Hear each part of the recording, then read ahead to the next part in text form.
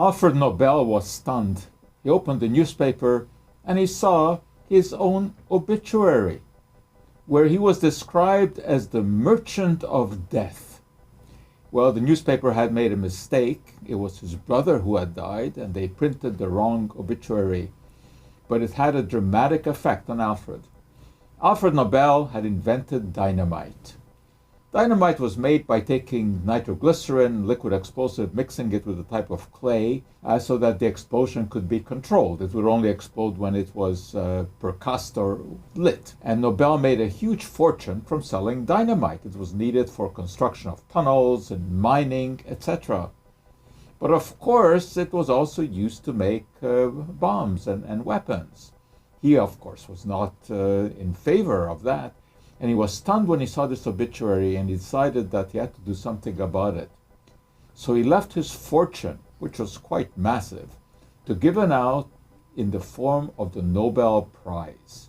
He wanted to stimulate proper scientific research.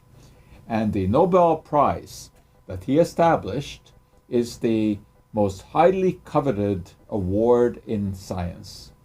It was first given in 1901.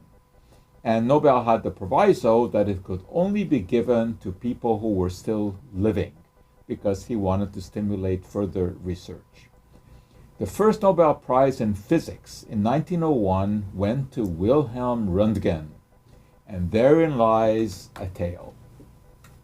And it is the tale of a tube called the Crookes tube, first introduced by chemist William Crookes. It is an evacuated tube, means that the air has been sucked out, and there are two electrodes at the end. And when a current was passed through here, it would glow. I'm not going to demonstrate that for a reason. Is that when you do that, you turn the current on, you generate X-rays. And this was Röntgen's discovery. Röntgen was following in the footsteps of Crookes and was doing some experiments with the Crookes tube. And turned out that when he was doing his experiment in a darkened room, all of a sudden he looked to the side and a screen which was covered with a fluorescent material began to glow. He didn't understand how this was happening. And pretty soon he traced it to the cathode ray tube, because when it is on, X-rays are given out, which is the reason that there's a warning on this tube. Well, then he made a rather remarkable discovery. When he put his hand in between the cathode ray tube and the piece of photographic paper, the paper was exposed, showing only his bones. He was surprised by that. Obviously, whatever rays were being generated went through his flesh, but not through the bone. He called for his wife and wanted to demonstrate this to her. And he asked her to put her hand on a piece of photographic paper, turned on the cathode ray tube, and came up with this amazing picture. This is the first X-ray picture ever taken. It is of Bertha Röntgen's hand, and you can see that she's wearing a ring. She was frightened when she saw this. She said, "I have seen my own death," and never wanted to go back into his laboratory once more. But of course, this was an epic moment. It changed the course of medical history because, as we know, X-rays are an integral part of the practice of medicine. You can not only diagnose broken bones, but you can see what is going on wrong inside of the body. But chemists also took up the challenge of using X-rays.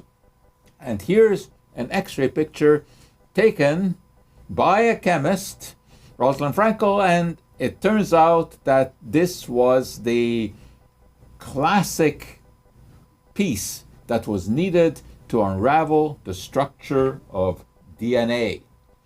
When we talk about DNA, we know that this is the blueprint of life. Its molecular structure was discovered by Watson and Crick, who eventually got the Nobel Prize for that. But the critical point that was needed to come up with the structure was an X-ray picture of a crystal of DNA taken by Rosalind Franklin, and this is that picture. At least it's a replica of that. I know it doesn't look like much, but when X-rays hit a crystal, they are dispersed, and from that dispersion, you can tell something about the internal structure of the molecules, where the atoms are located, and that's how we know the structure of the DNA. Unfortunately, she did not get part of the Nobel Prize for this discovery, and the Nobel Prize was given to Watson and Crick, who certainly deserved it, but Rosalind Franklin should have been part of that prize as well, because her discovery was critical. So now you know the story behind the initial physics Nobel Prize in 1901, somewhat of an accidental discovery.